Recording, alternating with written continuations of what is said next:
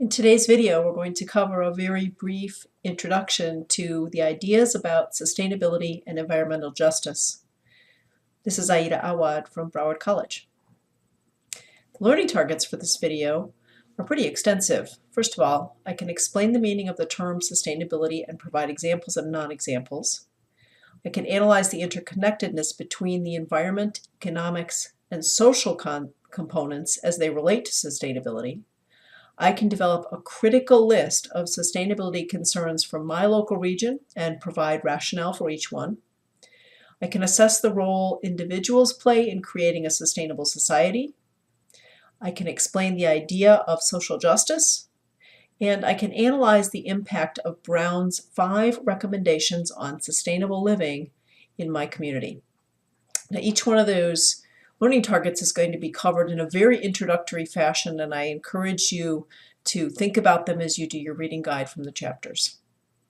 So to start out with, let's look at a couple of definitions of sustainability, just to get an idea of what's meant by it. The United Nations in 1987, in one of their reports, noted that sustainable development meets the needs of the present without compromising the well-being of future generations. And they continue to work on sustainability through their general work, but also through this effort called Greening the Blue. So you might want to take a look at that on the United Nations website. Some additional thoughts on what is meant by the term sustainability come from the United States Environmental Protection Agency. The EPA has a very basic principle that they follow in thinking about sustainability. They say that everything that society needs for survival and well-being depends either directly or indirectly on the earth, and that to pursue sustainability is to create and maintain the conditions under which humans and nature can exist in productive harmony to support present and future generations. So those are two good ideas about sustainability and definitions for it. There's a Venn diagram that's often shown when you talk about sustainability, and it shows the interconnectedness between these 3 domains: the social, the environmental, and the economic. And here in the diagram, you can see that there are overlaps between each pair of domains. So for example, there's overlap between the environment and the economy, and that overlap is an area where something is viable.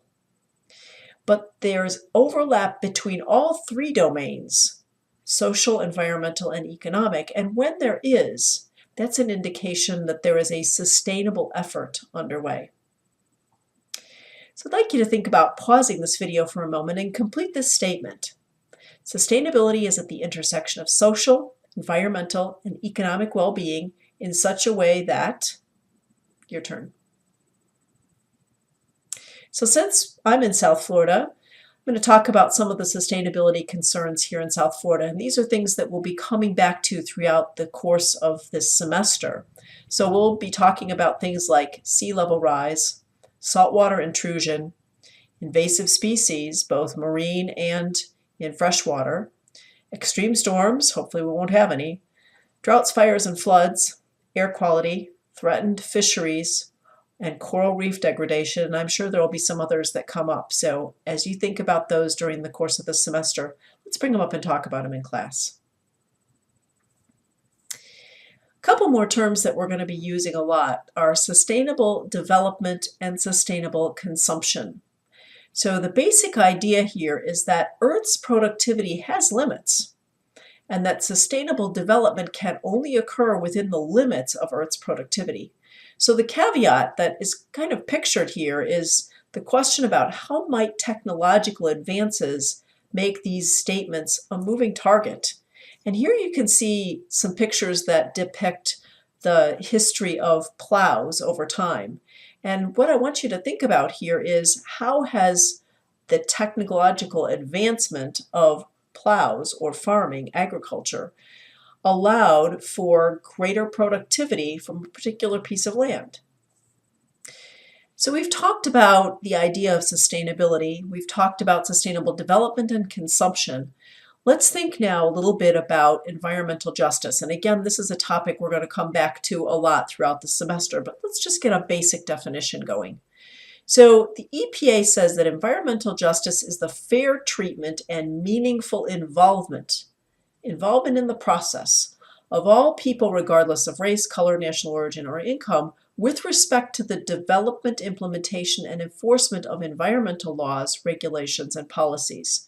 So there's a lot there. We'll be coming back to those ideas as we go through future chapters. I wanted to just put that out there and give you the basic definition of environmental justice to think about as we go through our first few activities. And finally, the textbook talks about recommendations for sustainable living. So in 2006, there was a wonderful book written by Lester Brown called Rescuing a Planet Under Stress and a Civilization in Trouble. And he gives 5 recommendations. These, again, are big categories that we'll be coming back to throughout this course. The first one being eliminate poverty and stabilize the human population. Protect and restore Earth's resources. Provide adequate food for all people. Mitigate climate change and design sustainable cities. So you can see some illustrations here that talk about those 5 different recommendations, and I'd like you to think about those as you think about the reading for the chapter, and go ahead and take your mastery quiz. See you in the next video.